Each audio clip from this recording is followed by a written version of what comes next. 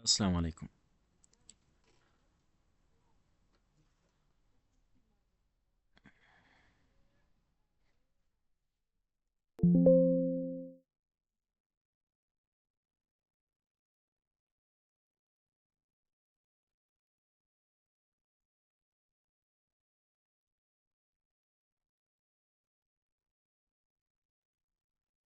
अस्सलाम वालेकुम। तो बहुत दिनों से मेरा कोई ज़रूरी काम था कुछ, तो इस वजह से बहुत दिनों से मैंने क्लासेस नहीं ली। तो आज फिर से मैं जो है ना, जो मैंने एक लेक्चर स्टार्ट किया था, rotation and revolution of the अर्थ। तो रोटेशन का पार्ट जो है ना वो मैंने पहले आपको पढ़ा दिया था। आज के इस सेशन में हम revolution of the earth complete करेंगे। रिवोल्यूशन ऑफ द अर्थ हम कंप्लीट करेंगे। तो इस रिवोल्यूशन ऑफ द अर्थ में हम पढ़ेंगे introduction to the earth revolution, और इसके साथ साथ हम पढ़ेंगे इसका डेफिनेशन पढ़ेंगे, और इसका ऑर्बिट पढ़ेंगे कि इसका ऑर्बिट किस तरह होता है। और इसी के साथ साथ जो है ना हम अर्थ के एंगल के अर्थ जो है ना टिल्टेड भी है, और इसके साथ साथ जो है ना हम पढ़ेंगे कि अर्थ जो है ना हमारे सन के गिर्द भी क्या करती है, रिवॉल्व करती है। तो ये दोनों का जो कम्बिनेशन होता है, ये हमारे अर्थ के ऊपर बहुत सारे चेंजेस लाता है। जैसे कि चेंजेस अब सीजन्स हो गए, जैसे कि स्प्रिंग, समर, ऑटम, विंटर वगैरह, ये सारे चेंजेस जो है ना हमारे अर्थ के ऊपर आता है। इसी तरह हमारे अर्थ के ऊपर जो है ना वो डे और नाइट में जो है ना वो जो है ना ज़्यादा बहुत डिफरेंस आ जाता है। बाज़ ऐसे सीज़न होते हैं जिसमें जो है ना डे का जो ड्यूरेशन होता है वो लॉन्ग होता है, और जो है ना बाज़ में जो है ना वो जो नाइट होता है उसका जो ड्यूरेशन होता है वो लॉन्ग होता है। इसी तरह जो है ना जो सन के जो रेडिएशन है, जो सनलाइट है, वो हमारे अर्थ के ऊपर कभी कभी जो है ना किसी सीज़न में उस जगह इक्वेटर पे ज़्यादा पड़ती है, कभी जो है ना ट्रॉपिक ऑफ कैंसर पे ज़्यादा पड़ती है। तो और कभी कभी जो है ना ये जो है ना जो सन रेज है वो डायरेक्ट ट्रॉपिक ऑफ कैप्रिकॉर्न पर पड़ती है। तो आज के लेक्चर में हम ये सब कवर करेंगे कि आखिर इस रिवोल्यूशन से हमारे अर्थ के ऊपर कौन कौन से इफ़ेक्ट आते हैं। सही, इसके बारे में पढ़ेंगे। तो चलो बग़ैर वक्त ज़ाया किए हम अपने लेक्चर की तरफ बढ़ते हैं। तो आपको नज़र आ रहा होगा, सबसे पहले हम डेफिनेशन देखते हैं। देखो, revolution means the moment of earth. सही है, revolution means the moment of the earth around the sun in fixed path called an orbit. सही है कि जो रिवोल्यूशन है इसका मतलब ये है जो हमारा जो अर्थ है, ये हमारा जो अर्थ है, ये क्या करता है, हमारे इस सन के गिर्द क्या करता है, चक्कर लगाता है। क्या करता है, चक्कर लगाता है। सही है। अब ये जिस रास्ते से ये हमारी अर्थ होकर चलती है, इस रास्ते को फिर क्या कहते हैं, इस रास्ते को कहते हैं ऑर्बिट। क्या कहते हैं, ऑर्बिट। सही है। तो जब अर्थ हमारे सन की गिर्द क्या करते हैं, चक्कर लगाता है, तो इसको कहते हैं रिवोल्यूशन। सही है, इसको क्या कहते हैं, रिवोल्यूशन।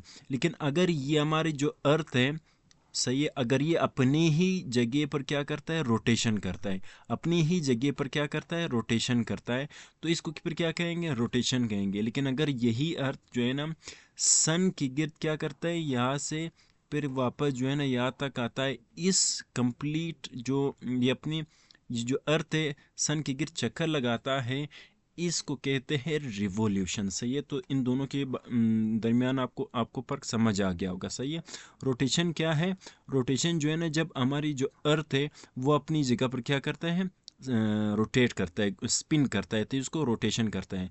लेकिन रिवोल्यूशन क्या करता है, रिवोल्यूशन अगर ये सन है तो इसके गिर्द जब हमारी अर्थ जो है ना चक्कर लगाती है, इसको फिर हम क्या कहेंगे, इसको कहेंगे रिवोल्यूशन। सही है। उम्मीद है यहाँ तक आपको समझ आ गया होगा। अब अब इसको क्या कहते हैं, this moment cause changes in seasons. सही है, affects temperature and day light on earth, सही है। अब इसकी वजह से अब जो अर्थ है जो है ना, जब ये हमारी सन के गिर्द क्या करती है, चक्कर लगाती है, इसको रिवोल्यूशन कहते हैं। अब इस रिवोल्यूशन से क्या होता है, इस रिवोल्यूशन से सीजन्स चेंज होते हैं। क्या होते हैं, सीजन्स, मुख्तलिफ सीजन्स आ जाते हैं। जैसे कि हमारे पास समर हो गया, सही है, ऑटम हो गया, विंटर हो गया, इसी तरह स्प्रिंग हो गया, सही है। अब जब सन यहाँ पर हमारी जो अर्थ है वो जब सन के इस वाले डायरेक्शन में होगा तो जो है ना स्प्रिंग होगा। अगर यहाँ पर दूर होगा तो यहाँ पर जो क्या होगा, समर होगा, हॉट सीजन होगा। और अगर जो है ना यहाँ पर होगा तो क्या होगा, ऑटम होगा। अगर ये अब बिल्कुल करीब होगा तो विंटर होगा। ये भी मैं आपको समझाऊंगा कि अगर दूर है क्यों सर, तो अब यहाँ पर ज़्यादा फासला है और यहाँ पर कम फासला है। तो दूर है तो यहाँ पर जो है ना विंटर होना चाहिए, लेकिन विंटर यहाँ पर है। और यहाँ पर जो है ना बिल्कुल जो है ना समर होना चाहिए, लेकिन समर यहाँ पे। ये वजह भी मैं आपको आगे जाके समझाऊंगा, सही है। तो उम्मीद है यहाँ तक आपको समझ आ गया होगा। अब ऑर्बिट क्या है, कि मैंने कहा था कि जो अर्थ क्या करते हैं, अर्थ जो है ना वो सन के गिर्द क्या करते हैं, ऑर्बिट करती है, सही है। ऑर्बिट क्या है, ऑर्बिट एक कर्व पाथ है इस प्लेनेट का, जिस पर हमारी अर्थ क्या करते हैं, रिवोल्यूशन करता है। किस चीज़ पर, सन के गिर्द क्या करता है, चक्कर लगाता है, सही है। ये ऑर्बिट जो है ना, यहाँ पर देखो, the earth moves around the sun in an elliptical path, oval shape path, not a perfect circle. Because because of this elliptical shape the earth sometimes closer and sometimes farther from the sun. Elliptical shape like oval or stretching circle. अब मेरी बात को गौर से सुनो, अब मेरी बात को गौर से सुनो। देखो, ये जो आपको लाइन नज़र आ रहा होगा, सही है, ये जो आपको लाइन नज़र आ रहा है, सही है, ये जो आपको ये वाला लाइन नज़र आ रहा है,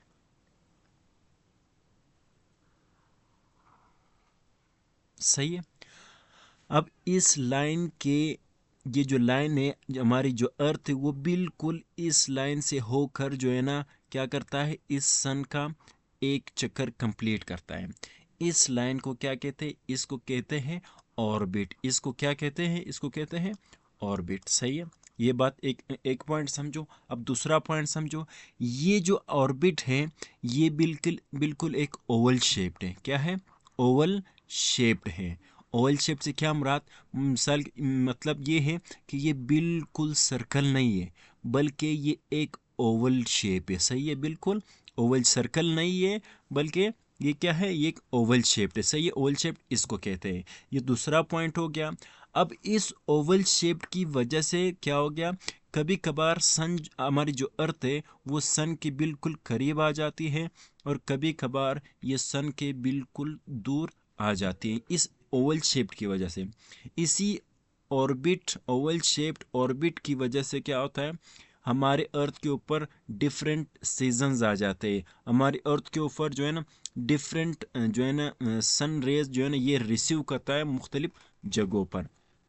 अगर आपको समझ आ रहा है तो प्लीज़ लाइक और शेयर ज़रूर कीजिएगा। आगे बढ़ते हैं।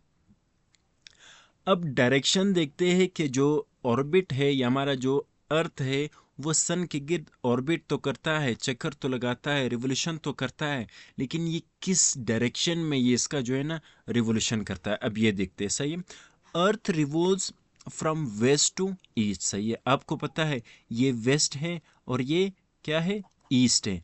अब जो अर्थ है, अगर यहाँ पर सन है, सही है, ये नॉर्थ है, सही है, ये साउथ है। अर्थ है अर्थ, ये जो है ना सन है, सही है।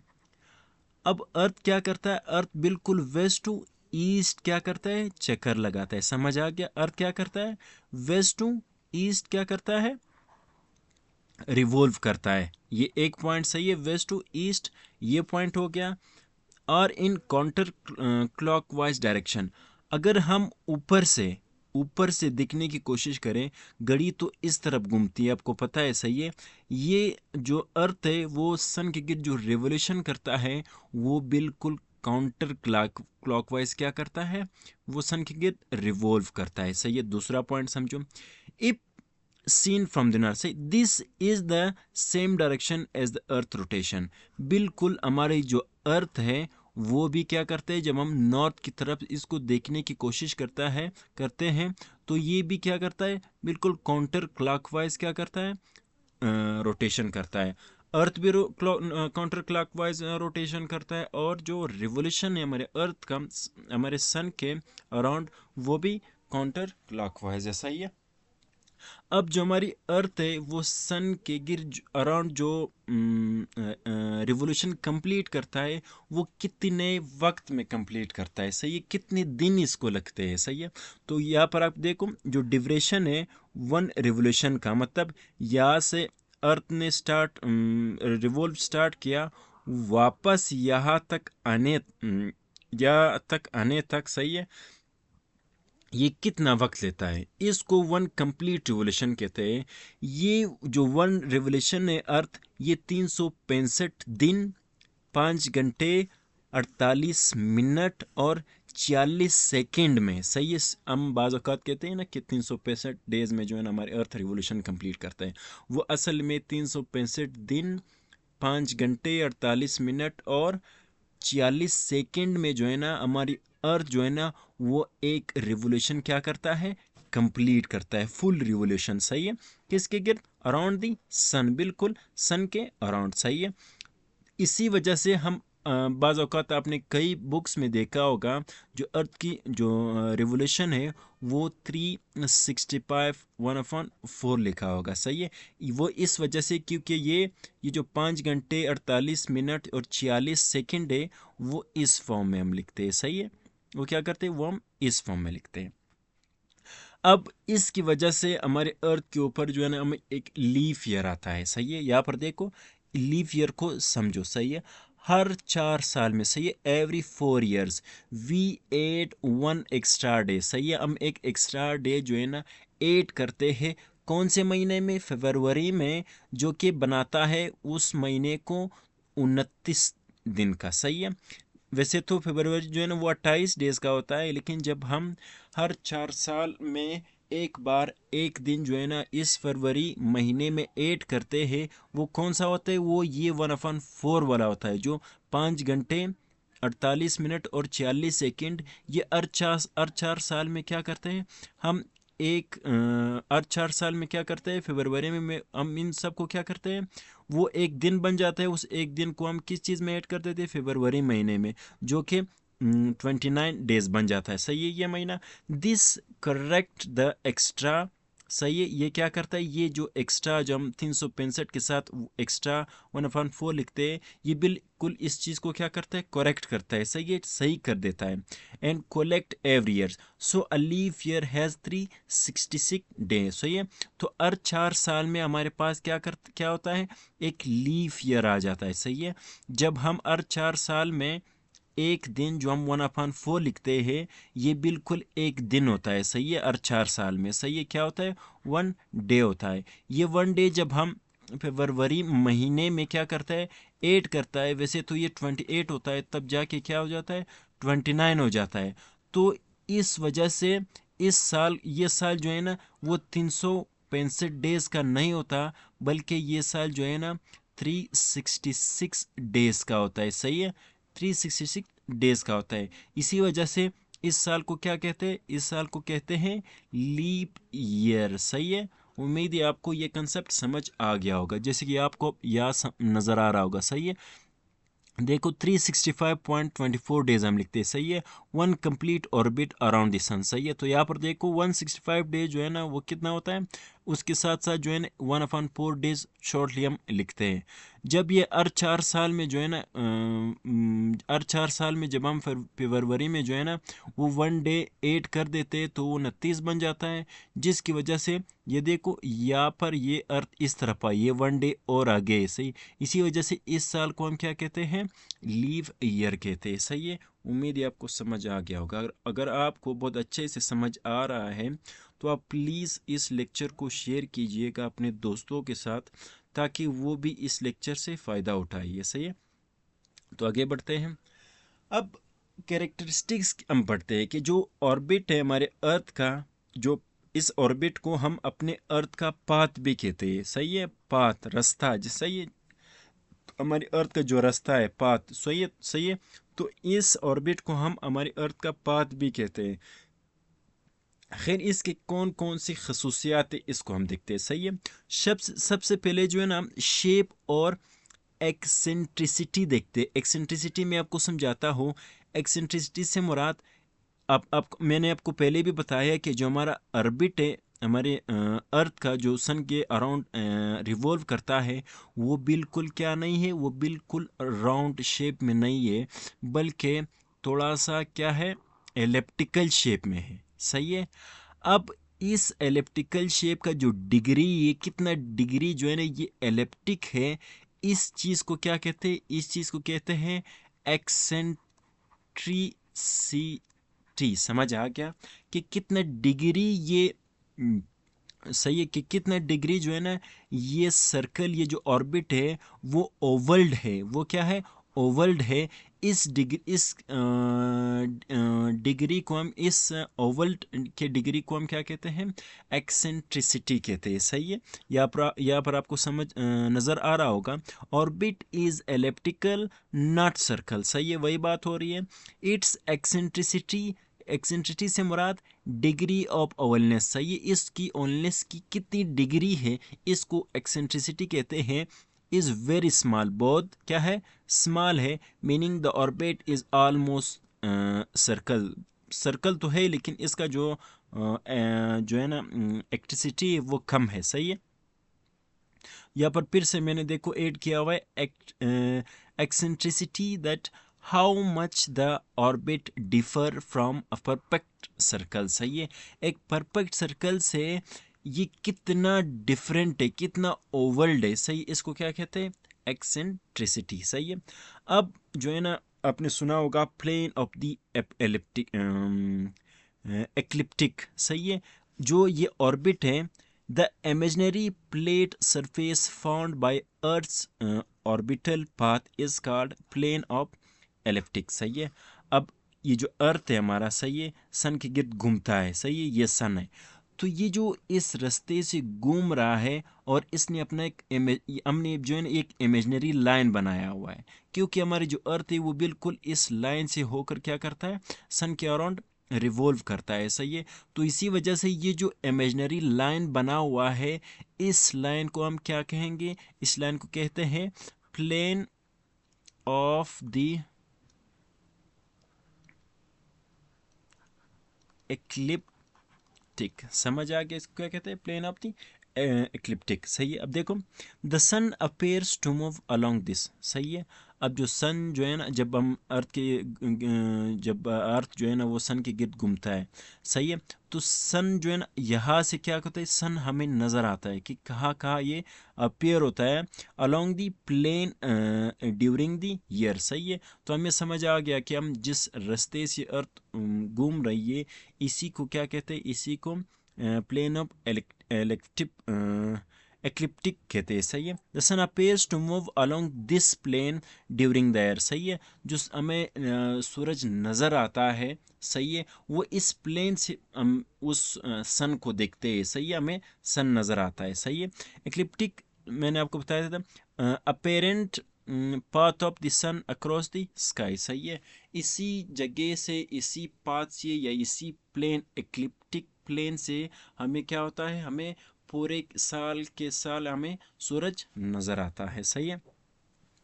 अब आपको पता है मैंने पिछले जो रोटेशन, अगर आपने नहीं पढ़ा है तो पहले आप जाके मेरे पिछले लेक्चर को देखो, वहाँ पर मैंने आपको अर्थ के रोटेशन के बारे में पढ़ाया है और अर्थ के जो है ना एक्सिस के बारे में पढ़ाया है। मैंने पढ़ाया है जो हमारा अर्थ था ये बिल्कुल वर्टिकल लाइन है, हमारे अर्थ जो है ना वो बिल्कुल वर्टिकल के बजाय थोड़ी सी झुकी हुई है, सही है, थोड़ी सी क्या है, टिल्टेड है, सही है, टिल्टेड है। कितनी टिल्टेड है, ये तकरीबन 23.5, और यहाँ से तकरीबन अगर हम यहाँ से देखें, बिल्कुल यहाँ से ये तकरीबन 60.5 क्या है, बनती है, सही है।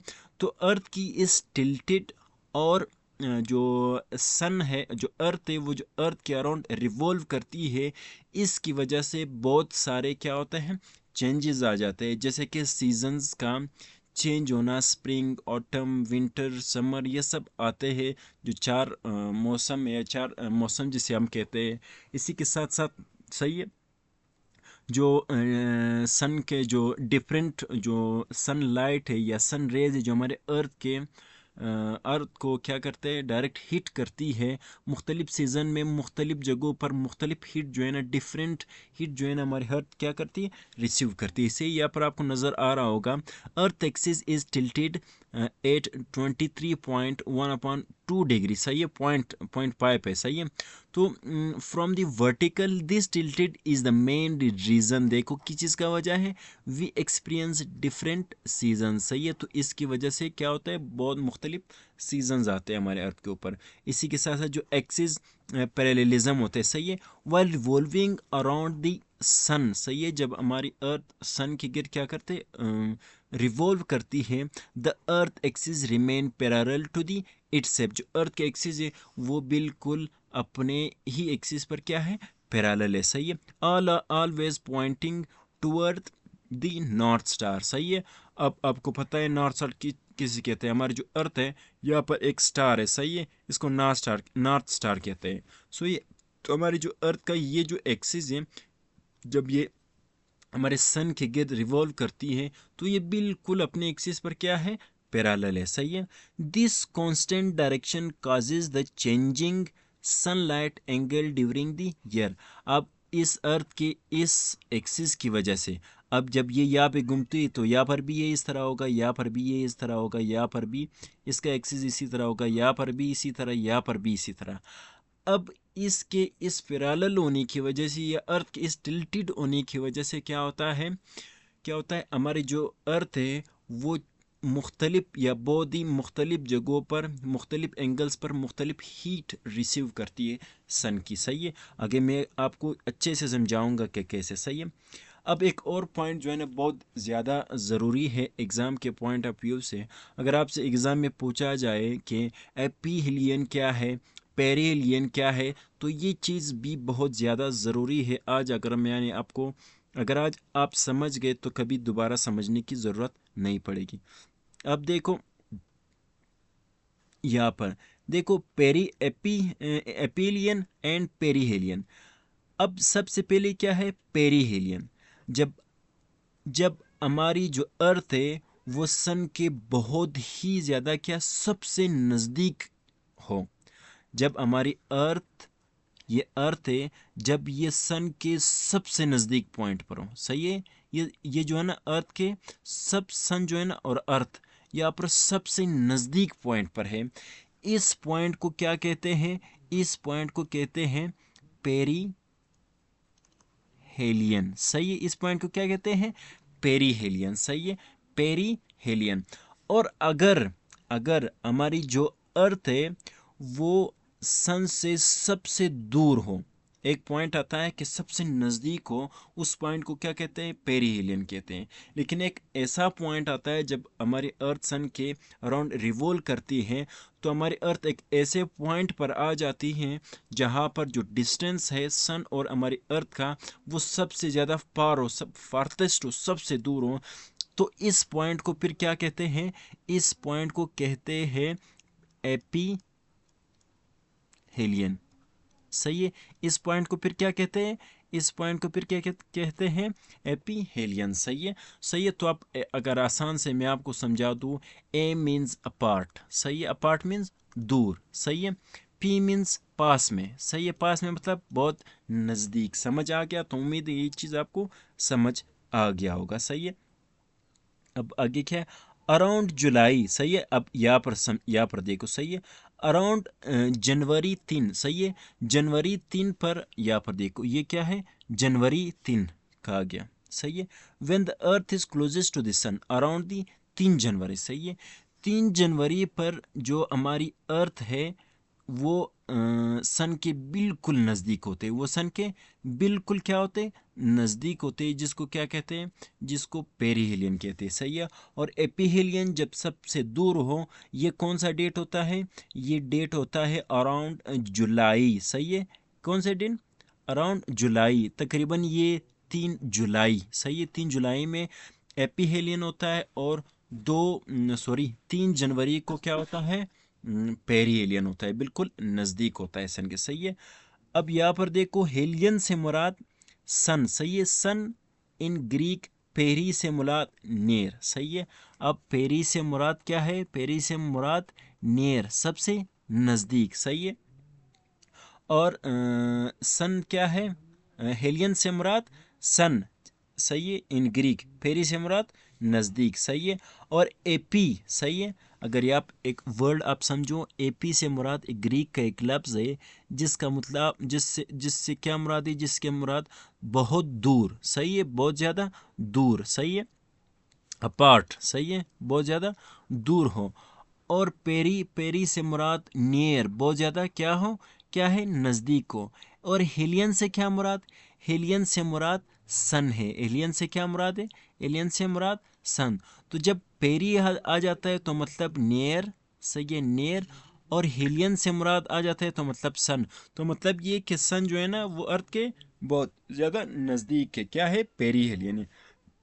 अगर आपके पास आ जाता है एपी हेलियन, सही है, तो एपी से मुराद अपार्ट, बहुत दूर, सही है। हेलियन से मुराद सन, तो मतलब सन से अर्थ जो है ना बहुत दूर रहती है, उसको क्या कहते हैं, एपी हेलियन, सही है। आगे देखो, अब कुछ एस्ट्रोनॉमिकल कंसेप्ट से, सही है, वो कहते हैं कि जो जोडेक है ये 12 कॉन्स्टलेशंस है। कॉन्स्टलेशन से मुराद जो स्टार का ग्रुप है, सही है। 12 कॉन्स्टलेशन अलोंग अर्थ ऑर्बिट, सही है, ये अर्थ के ऑर्बिट के साथ, सही है। इसमें क्या होता है, जो एलिप्टिक पाथ है, जो सन है वो अपेयर पाथ थ्रू द जोडिक, वो जोडिक जो है ना पाथ में चलता रहता है। और दूसरा जो है ना ट्रॉपिक्स आ जाता है, ट्रॉपिक्स में हमारा ट्रॉपिक्स ऑफ कैंसर आ जाता है और ट्रॉपिक ऑफ कैप्रिकॉर्न आता है। ट्रॉपिक ऑफ कैंसर में क्या होता है, जो northern limit of the sun direction होता है, सही है। इसमें क्या होता है, जो हमारे अर्थ है वो इस तरह टिल्टेड है, और ये जो है ना क्या है, ये सन है। तो सन का जो डायरेक्शन है वो डायरेक्ट कहाँ पे पड़ती है, वो डायरेक्ट ट्रॉपिक ऑफ कैंसर पे पड़ती है। ये ट्रॉपिक ऑफ कैंसर है और ट्रॉपिक ऑफ कैप्रिकॉर्न है, और ये क्या है, इक्वेटर है, सही है। और जो कैप्रिकॉर्न है, नॉर्दर्न लिमिट ऑफ डायरेक्शन, सही है। जब ये जो अर्थ जो है ना वो जो है ना यहाँ पर आ जाती है तकरीबन 3 जनवरी पर, तो यहाँ पर क्या होता है, यहाँ पर जो सन का जो डायरेक्शन है वो ट्रॉपिक ऑफ कैप्रिकॉर्न पे होता है, सही है, ट्रॉपिक ऑफ कैप्रिकॉर्न पे होता है। जिसकी वजह से जो है ना जो साउथ एरिया पे जो है ना फिर ज़्यादा हीट जो है ना वो हीट होती है अर्थ के ऊपर। अब जो इफ़ेक्ट्स हैं अर्थ के रिवोल्यूशन की क्या क्या इफ़ेक्ट्स इससे होते हैं, इस चीज़ को समझो। सबसे पहले तो मैंने आपको बताया था, जब अर्थ की टिल्टेड होने की वजह से और अर्थ की रिवोल्यूशन की वजह से क्या होता है, सीजन्स चेंज आते हैं, सही है। क्या होते हैं, सीजन चेंज आते हैं। देखो, revolution plus axis tilt, season change आता है, जिसमें हमारे पास स्प्रिंग होता है, समर आ जाता है, सही है, ऑटम आता है, विंटर आता है। ऐसे ही वेरिएशन इन डे लाइट, दिन और रात में क्या होता है, ड्यूरेशन में फर्क आ जाता है। बाज अब विंटर में जो है ना लॉन्ग नाइट्स होते हैं, और जो समर में होता है वो लॉन्ग डे होता है। इसी तरह जो है ना इससे जो है ना मुख्तलिफ, अब या आप समझो, सही है। अब मैंने कहा था कि यहाँ से सबसे अर्थ और सन का डिस्टेंस सबसे कम होने की वजह से भी क्या होता है, सर्दी ज़्यादा होती है। क्या है, जनवरी का महीना है, लेकिन सबसे दूर है यहाँ पर डिस्टेंस, सही है। लेकिन यहाँ पर जो है ना समर है, जून जुलाई का महीना है। अब कैसे, मैं बताता हूँ। वो इस वजह से क्योंकि यहाँ पर जो सन की डायरेक्शन है वो ट्रॉपिक ऑफ कैप्रिकॉर्न पे पड़ रही है, सही है। यहाँ पर आपको अक्सर जो है ना वाटर नज़र आ रहा होगा, लेकिन ये जगह क्या है, ट्रॉपिक ऑफ कैप्रिकॉर्न है, सही है।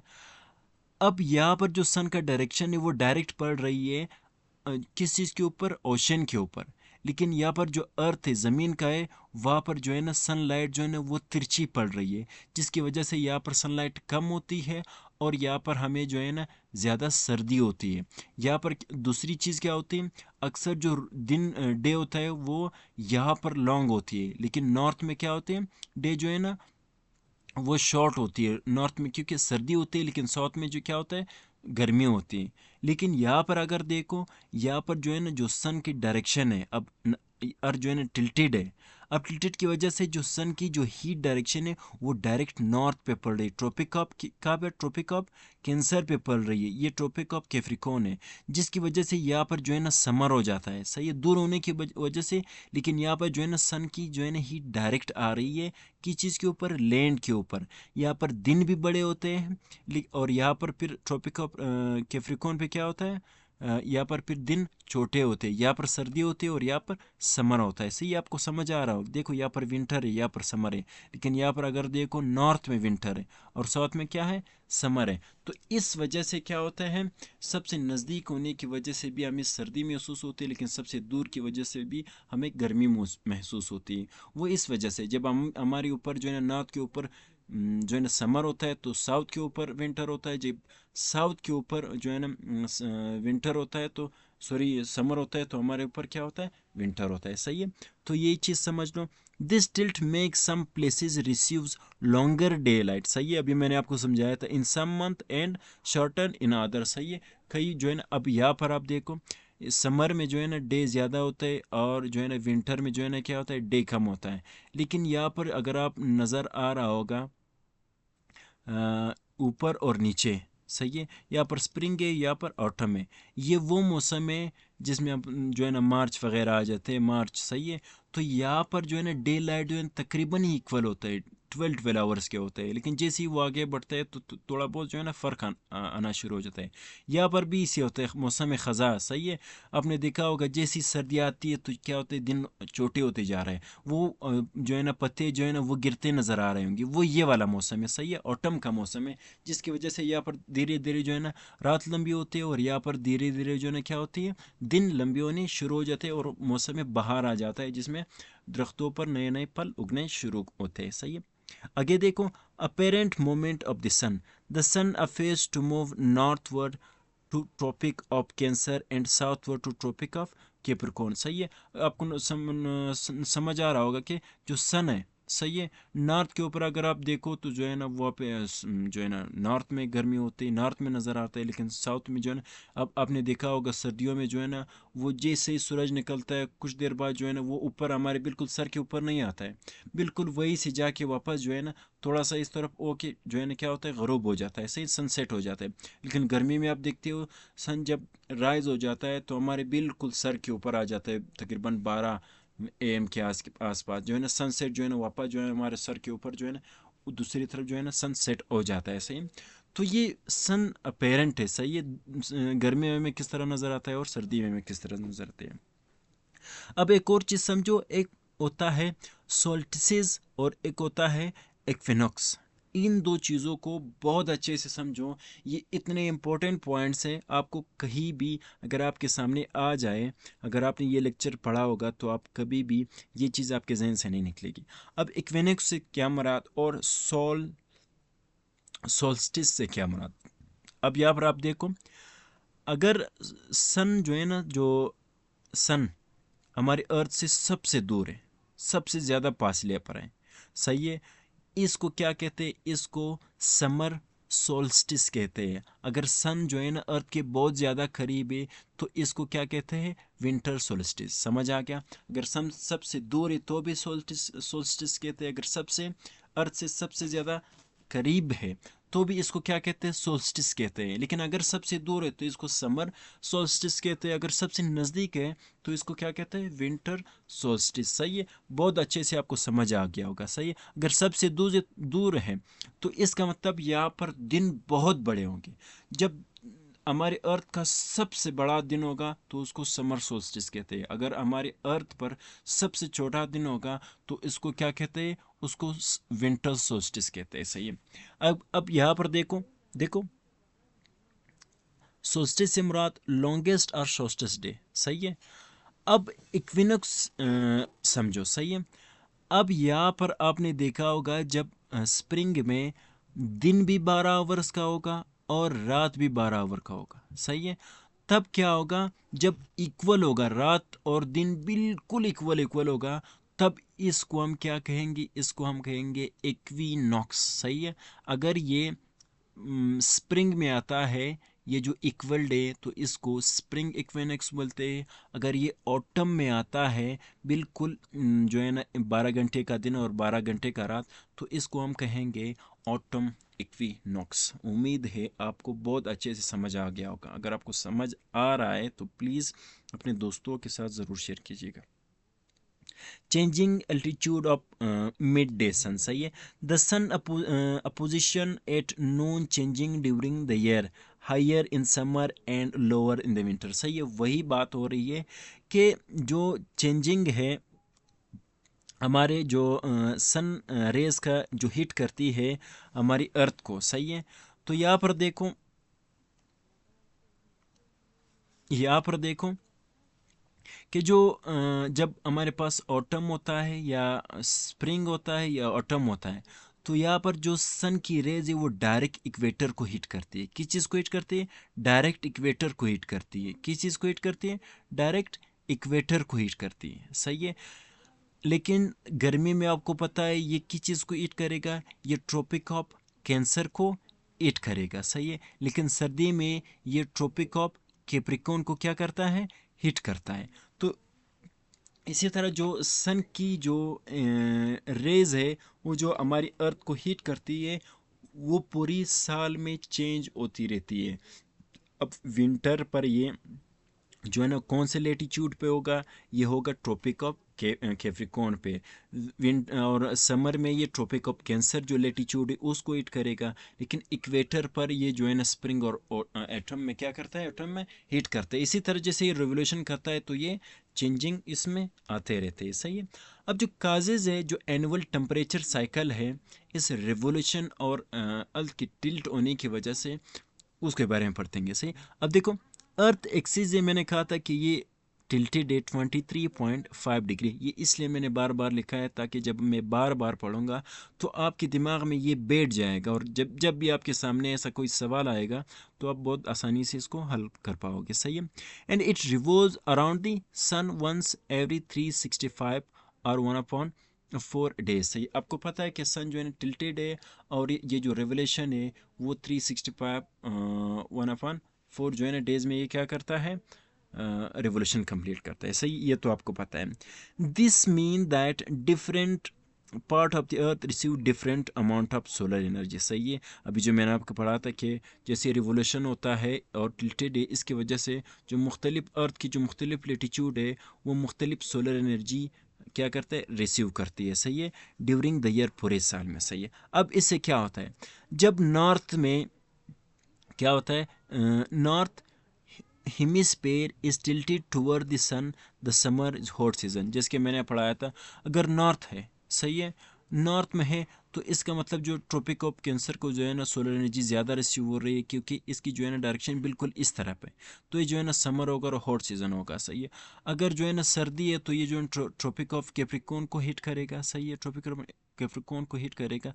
तो मतलब ट्रॉपिक ऑफ कैप्रिकॉर्न पर ज़्यादा हीट जो है ना वो रिसीव होगी और नॉर्थ में कम हो गई। तो इस वजह से इसको क्या कहते हैं? इसको विंटर कहते हैं और इसको कोल्ड सीज़न भी कहते हैं, सही है। और इसी तरह अगर इक्वेटर को हिट करेगा तो इक्वेटर पर क्या होगा? और इसी तरह ऑटम और ऑटम और स्प्रिंग में तो यहाँ पर इक्वेटर पे जो है ना ज़्यादा हीट सोलर एनर्जी रिसीव होगी और इस वजह से यहाँ पर क्या होगा? मॉडरेट आपको क्या नज़र आएगा? जो है ना सोलर एनर्जी नज़र आएगी। लेकिन अगर आप यहाँ पर देखो, अगर यहाँ पर देखो यहाँ पर जो है ना तिरछी पड़ रही है, फिर से जो है ना नॉर्थ और साउथ में क्या हो रही है? तिरछी लाइट पड़ रही है, सही है, सोलर एनर्जी पड़ रही है। तो मतलब जो जैसे इक्वेटर के ऊपर जा रही है, ट्रॉपिक ऑफ कैप्रिकॉर्न या कैंसर से ऊपर जा रही है, तो यहाँ पर जो है ना सोलर एनर्जी कम रिसीव होगी। इस क्योंकि यहाँ पर जो सोलर एनर्जी है वो तिरछी होगी। समर में जो है ना चाहे विंटर में हो, सही है, चाहे वो इक्वेटर पर हो, स्प्रिंग और ऑटम में, तो यहाँ पर एनर्जी जो है ना जब नॉर्थ की तरफ पड़ती है तो ऐसे तिरछी होके पड़ती है जिसकी वजह से नॉर्थ की तरफ जो है ना एनर्जी सोलर एनर्जी कम रिसीव होती है, इक्वेटर पे ज़्यादा रिसीव होती है। और समर में जो है ना जो सोलर एनर्जी है वो ट्रॉपिक ऑफ कैंसर पे रिसीव होती है ज़्यादा और विंटर में ज़्यादा एनर्जी ट्रॉपिक ऑफ कैप्रिकॉर्न पे रिसीव होती है। इस चीज़ को आप बहुत अच्छे से समझो। अगर हम पाकिस्तान की बात करें, सही है, पाकिस्तान की। तो पाकिस्तान में जो जून और अगस्त है, यहाँ पर हॉट समर है। क्या है? जून और अगस्त। सही है। यहाँ पर क्या है? जनवरी है। यहाँ पर क्या है? जुलाई है। सही है। तो जैसे आप इस तरफ आओगे तो सर्दी बढ़ेगी। सही है। जुलाई, जून, जुलाई, अगस्त जो है ना, यहाँ पर जो है ना आपको ज़्यादा गर्मी नज़र आएगी। जैसे आप आगे बढ़ोगे ऑटम की तरफ, तो यहाँ पर जो है ना, और नवंबर में जो है ना वो क्या होगा? ऑटम का मौसम होगा, सीज़न होगा। और जैसे ही आप दिसंबर और फरवरी में जाओगे, सही है, दिसंबर और फरवरी में जाओगे तो सर्दी आपको यहाँ पर बहुत ज़्यादा नज़र आएगी। सही है। तो विंटर होगा। और मार्च और मई में फिर क्या होगा? स्प्रिंग होगा। मार्च और मई में फिर क्या होगा? स्प्रिंग होगा। यहाँ पर समझ आ गया? ओके। अब आपको पता है कि जो शिफ्टिंग हीट जोन, इसे क्या कहते हैं? शिफ्टिंग हीट जोन से मुराद जब हमारी अर्थ, सही है, सॉरी, हमारा जो सन है, अगर पेरी हेलियन है, सही, पेरी हेलियन से मैंने कहा था आपको, पहले कहा था, पेरी हेलियन से हमारा जब सन अर्थ की जो डिस्टेंस है वो बिल्कुल कम हो, सही है, तब क्या होता है? जो शिफ्टिंग जोन है, हीट जोन है, वो किस तरफ आ जाता है? साउथ की तरफ आ जाता है। क्योंकि ज़्यादातर सोलर एनर्जी किस तरफ पड़ती है? अगर यहाँ पर जो है ना बिल्कुल ये कंडीशन है, सही है, सही है, सॉरी, एक मिनट, ये सन है, सही है।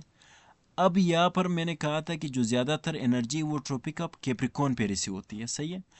तो ज़्यादातर सोलर एनर्जी जो है ना वो क्या पे, कहाँ पे रिसीव? साउथ में रिसीव हो रही है। तो जो शिफ्टिंग जोन है, जो हॉट जोन है, वो साउथ की तरफ आएगा, और नॉर्थ की तरफ क्या होगा? आपको सर्दी नज़र आएगी। इसी तरह जो एपीहेलियन है, जब सन और अर्थ की डिस्टेंस बहुत ज़्यादा ज़्यादा हो, तो तब क्या होता है? जो हमारा सन है वहाँ की डायरेक्शन जो है ना वो डायरेक्ट जो है ना नॉर्थ की तरफ होती है। तो जो है ना ये नॉर्थ की तरफ जो है हीट जोन जो है ना वो नॉर्थ की तरफ शिफ्ट होता है, जिसकी वजह से नॉर्थ की तरफ जो है ना समर होता है, और साउथ की तरफ क्या होता है? विंटर होता है। सही है। तो इस तरह शिफ्ट होते रहते हैं ये हीट जोन। समर में जो है ना नॉर्थ की तरफ शिफ्ट होता है, और विंटर में, सॉरी, जब ये विंटर में क्या जो है ना ये साउथ की तरफ शिफ्ट हो जाते हैं। सही है। और इसी तरह यहाँ पर देखो मैंने कुछ जोन निकाले हैं, टोरेट, टेम्परेट एंड फ्रिजिड जोन। अब टोरेट जोन क्या है, टेम्परेट जोन क्या है, और फ्रिजिड जोन है, इसको देखो। जो सन अफेरेंट मूवमेंट को देखो, एज द अर्थ रिवोल्व, सही, जैसे अर्थ रिवोल्व करती है around the sun vertical direct rays shift between Tropic of Cancer and Tropic of Capricorn. मैंने पहले ही भी आपको समझाया कि समर में जो है ना ट्रॉपिक ऑफ कैंसर पर ज़्यादा जो है ना हीट पड़ती है, सही, ये ट्रॉपिक ऑफ कैंसर है, सही है, नॉर्थ की तरफ। और विंटर में जो है ना ट्रॉपिक ऑफ कैप्रिकॉर्न पे क्या होता है? ज़्यादातर हीट जो है ना होती है। तो इसी वजह से ट्रॉपिक ऑफ कैंसर में जो है ना वो जून में होता है, और ट्रॉपिक ऑफ कैप्रिकॉर्न में जो है ना वो दिसंबर में ज़्यादा सोलर एनर्जी रिसीव होती है, सही है। This shifting change where the sun heats in almost concentrated, ये क्या होता है? जब ज़्यादातर एनर्जी, सोलर एनर्जी जा जाती है, तो इसी तरह जो हीट जोन है वो भी उसी तरफ शिफ्ट होता रहता है, इसी। अब यहाँ पर जो है ना कुछ जोन है, जैसे मैंने कहा था टोरिड जोन। टोरिड जोन कहाँ पे होता है? टोरिड जोन जो है ना वो ट्रॉपिक्स के बिल्कुल दरमियान होता है, सही है। ट्रॉपिक से मुराद एक ट्रॉपिक ऑफ कैंसर हो गया, और ये ट्रॉपिक ऑफ कैप्रिकॉर्न है। इनके दरमियान का जो एरिया है इसको क्या कहते हैं? इसको टोरिड जोन कहते हैं। समझ आ गया? इसको क्या कहते हैं? Torrid zone. तो यहाँ पर पूरे साल के साल यहाँ पर बहुत ज़्यादा क्या होता है? सोलर एनर्जी रिसीव होती है। क्योंकि जब सन यहाँ पर हिट करता है तो यहाँ पर क्या होता है? इक्वेटर पर जो है ना करीब है, तो यहाँ पर भी ज़्यादा एनर्जी रिसीव होगी। अगर सन जो है ना यहाँ पर सन रेज हीट करता है तो यहाँ पर भी इक्वेटर करीब है। तो इसी वजह से जो टोरिड जोन है यहाँ पर पूरे साल के साल जो है ना वो सोलर एनर्जी बहुत ज़्यादा रिसीव होती है। इसी वजह से यहाँ पर जो है ना ज़्यादातर हॉट सीज़न होता है, सही है। अब जो टेम्परेट जोन क्या है? ये बिल्कुल जो ट्रॉपिक है और पोलर रीजन है, ये इनके दरमियान होता है। और यहाँ पर जो वेदर है या सीज़न है वो मॉडरेट होता है, ना बहुत ज़्यादा सर्दी होती है ना बहुत ज़्यादा गर्मी होती है। अब ये कौन सा एरिया है? यहाँ पर आपको नज़र आ रहा होगा जो ट्रॉपिक ऑफ कैंसर है, इस और इस के दरमियान, सही है। ये क्या है? सॉरी, ये और ये ट्रॉपिक ऑफ कैंसर, सही है। इन दोनों के दरमियान जो ये वाला एरिया है, सही है, ये वाला एरिया है, सही है, इसको क्या कहते हैं? इसको पोलर एरिया कहते हैं, सही है। ये वाला जो एरिया है, इस एरिया पर जो है ना अक्सर क्या होता है, हीट जो है ना, सोलर एनर्जी बहुत कम रिसीव होती है, जिसकी वजह से यहाँ पर जो है ना आपको मॉडरेट, सही है, मॉडरेट जो है ना वेदर या सीज़न जो है ना नज़र आ रहा होगा। इसी तरह अगर साउथ में आप देखो तो ये ट्रॉपिक ऑफ कैप्रिकॉर्न और जो है ना यहाँ पर प्रेजेंट जोन जो है ना यहाँ पर, सही है, पोलर जोन, इन दोनों के दरमियान जो ये वाला एरिया है इसी को भी क्या कहते हैं, इसको प्रेजेंट जोन कहते हैं। उसके बाद हमारे पास सॉरी टेम्परेट जोन कहते हैं। फिर आता है हमारे पास प्रेजेंट जोन। प्रेजेंट जोन से हमारा जो पोलर रीजन है और बिल्कुल नॉर्थ की तरफ आ जाता है, ये वाला जो रीजन है और ये वाला जो रीजन है, इसको फिर क्या कहते हैं, प्रेजेंट जोन। इस वजह से इसको प्रेजेंट जोन कहते हैं क्योंकि यहाँ पर पूरे साल के साल यहाँ पर आपको बर्फ़ नज़र आ रहा होगा, जैसे कि आर्कटिक और अंटार्कटिक। यहाँ पर पूरे साल के साल क्या है, बर्फ़ है, जिसकी वजह से यहाँ पर जो है ना सन एनर्जी बहुत कम रिसीव होती है पूरे साल, जिसकी वजह से यहाँ पर जो है ना अक्सर जो है ना बिल्कुल कोल्ड जो है ना सीज़न होता है, सही है। इसी वजह से यहाँ पर जो है ना कई महीने जो है ना रात होती है और कई महीने जो है ना यहाँ पर दिन होता है, जिसकी वजह से यहाँ पर सन रेज बहुत कम रिसीव होती है और इस जगह को क्या कहते हैं, प्रेजेंट जोन कहते हैं, सही है। So the revolution moves the heat zone north and south every year influencing the temperature and pressure build globally, सही है। तो हीट जो शिफ्टिंग हीट जोन है, मैंने आपको बताया था, ये जो रिवोल्यूशन है जब अर्थ सन के गिर्द रिवॉल्व करती है, इसकी वजह से जो हीट जोन है, हीट जोन से हमारा जहाँ पर ज़्यादा सोलर एनर्जी रिसीव होती है वो चेंज होता रहता है। मैंने कहा था नॉर्थ में ज़्यादा गर्म, नॉर्थ में जो है ना विंटर में, समर में जो है ना वहाँ पर ज़्यादा रिसीव होते हैं और विंटर में जो है ना साउथ में ज़्यादा रिसीव होते हैं। इसी वजह से मुख्तलिफ़ जगहों में मुख्तलिफ क्या होता है, सोलर एनर्जी रिसीव होती है, सही है। अब इसकी वजह से जो सन की हीट की वजह से बहुत ज़्यादा जो है ना तब्दीलियाँ भी आ जाती है, जैसे कि मैंने कहा जो सीजनल विंड्स होते हैं, सही है।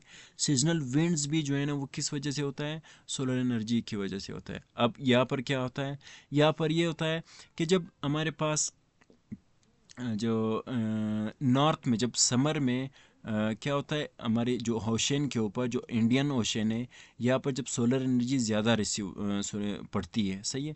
तो यहाँ पर क्या होता है, जो हमारी अर्थ सॉरी ओशन है, यहाँ पर जो है ना इसके बुखारात उठते हैं, सही है। और यहाँ पर जो है ना जो सन की सोलर एनर्जी वो इस एशियन जो पाकिस्तान है, इंडिया है और जो है ना बाकी यहाँ पर जो जितने भी कंट्रीज़ हैं, यहाँ पर सोलर एनर्जी बहुत ज़्यादा रिसीव होती है, जिसकी वजह से यहाँ का जो एयर है वो ऊपर उठ जाती है। ऊपर उठने की वजह से यहाँ पर लो प्रेशर पड़ जाता है और लो प्रेशर की वजह से यहाँ पर हाई प्रेशर है। अब अक्सर जो है ना लो प्रेशर वाला जो विंड है वो हाई प्रेशर का विंड जो है ना वो लो प्रेशर की तरफ आ जाता है, जिसकी वजह से यहाँ पर जितनी भी नमी होती है हवा में वो भी ज़मीन की तरफ आ जाती है, जिसकी वजह से ये समर की मैं बात कर रहा हूँ, सही है, मानसून जिसे कहते हैं। तो यहाँ पर जो है ना बहुत ज़्यादा आपको बारिशें नज़र आ रही होंगी। लेकिन अगर आप सर्दी में देखो तो यहाँ पर जो है ना अक्सर जो है ना साउथ की तरफ जो है ना ज़्यादा सोलर एनर्जी रिसीव होती है।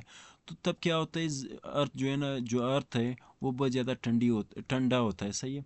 लेकिन जो पानी है वो जो है ना जो है ना क्या हो जाता है, कोल्ड हो जाता है, सही। यहाँ पर लो प्रेशर पड़ जाता है और यहाँ पर हाई प्रेशर बढ़ जाता है, जिसकी वजह से हाई प्रेशर की विंड जो है ना वो लो प्रेशर की तरफ आ जाती है और यहाँ पर जो है ना सर्दी में खुश्क होती है, सही। यहाँ पर बारिशें नहीं होती, मानसून की बारिशें। तो जो है ना सर्दी पर जो है ना यहाँ पर जो बारिश है वो वेस्टर्न डिस्टर्बेंस की वजह से आ जाती है, वो मैं आगे आपको अच्छे से पढ़ाऊँगा, सही। उम्मीद यहाँ तक आपको समझ आ गया होगा। अब इसकी वजह से एग्रीकल्चर जो ये जो सोलर एनर्जी वो एग्रीकल्चर को भी कंट्रोल करती है और वेजिटेशन को भी कंट्रोल करती है। कैसे, temperature, rainfall, day light all depend on the earth rotation. जितना भी आपकी जो टेम्परेचर है अर्थ के ऊपर, या जितनी भी बारिशें हैं, या डे लाइट जो रिसीव होती है, ये सब डिपेंड करता है अर्थ के रिवोल्यूशन के ऊपर, सही है। किस चीज़ के डिपेंड करता है, अर्थ के रिवोल्यूशन पर। ये किस चीज़ पे इफेक्ट डालता है, एग्रीकल्चर के ऊपर। जितने भी क्रॉप्स है प्लांटेड किए जाते हैं या इसकी हार्वेस्टिंग की जाती है, सही है, सीज़न के मुताबिक, सही है। सीज़न के मुताबिक, जैसे कि खरीफ हो गया, खरीफ क्रॉप्स कौन कौन से हो गए, जैसे कि राइस और माइज़ हो गया। ये जो है ना जो मूनसून की जो बारिशें हैं उनकी ज़रूरत जो है ना इन खरीफ क्रॉप्स को पड़ती है, सही है। और प्लांटेड इन समर, सही, अक्सर समर में होते हैं, क्योंकि मूनसून जो है ना बारिशें वो समर में होती है, जिसकी वजह से जो खरीफ क्रॉप्स है जिसके राइस मैज़ और मुख्तलिफ जो हो गए वो जो है ना समर में किए जाते हैं। अब जो रबी क्रॉप्स हैं, जो रबी क्रॉप्स है, वीट बैरली वगैरह जितने भी बाकी रबी क्रॉप्स है जो है ना, वो जो है ना अक्सर आपको जो नीट कूल सीज़न, इसको ठंडे मौसम की ज़रूरत पड़ती है, जहाँ पर जो है ना ग्रोन इन विंटर, विंटर में ये रबी क्रॉप्स बढ़ते हैं। Growing season differ by latitude and hemisphere, सही, हेमिस्फेयर और लेटीट्यूड से भी क्या हो जाता है, जो सीज़न है वो चेंज होते रहते हैं, सही। इसी तरह जो वेजिटेशन टाइप है, जैसे कि फॉरेस्ट हो गया, grassland, desert, are shaped by long term season pattern, है ना। लॉन्ग टर्म सीजन पैटर्न से जो है ना ये सब होते हैं, सही है। तो जब यही किस वजह से होता है, रिवोल्यूशन की वजह से होता है, सही है। So the revolution regulate climate rhythm that control life on earth from farming calendar to ecosystem, सही। तो रेवोल्यूशन ही वो चीज़ है जो इन सब चीज़ों को क्या करता है, रेगुलेट करता है, चाहे क्लाइमेट रिदम हो, चाहे वो लाइफ ऑन अर्थ हो, चाहे वो जो है ना फार्मिंग कैलेंडर हो, चाहे इकोसिस्टम हो। हमारी अर्थ के ऊपर जितने भी आपको ये सारे फेनोमेना नज़र आ रही है, चाहे इकोसिस्टम, मौसम, बारिशें, सर्दी, गर्मी, जितना भी समझ आ रहा है, सही है, ये सब रिवोल्यूशन के और अर्थ के टिल्ट के होने की वजह से ही आते हैं, सही है। अगर आपको ये लेक्चर बहुत ज़्यादा समझ आ गया, सही है, तो आप क्या करो, अगर आपको समझ भी नहीं आया, आपको दोबारा किताब खोलने की ज़रूरत ही नहीं पड़ेगी। सिर्फ आप ये लेक्चर जो है ना आप प्लस जो है ना 2 पर जो है ना या जो है ना 1 पर या 1.5 पर लगा दो, दोबारा देख लो, आपको रिवीजन भी हो जाएगा और आपको बहुत समझ भी आ जाएगा, सही है। तो लेक्चर को समझने के लिए, सही है, आप क्या करो, अगर आपको इसके नोट्स चाहिए तो आप जो है ना मेरे जो व्हाट्सअप चैनल है या मेरा जो टेलीग्राम चैनल है आप उसको ज्वाइन कीजिएगा, ताकि आपको नोट्स भी मिले और जितने भी नोटिफिकेशन है लेक्चर और सेशंस के हवाले से वो भी मिलती रहे। तो उम्मीद है आपको समझ आ गया होगा। तो थैंक यू।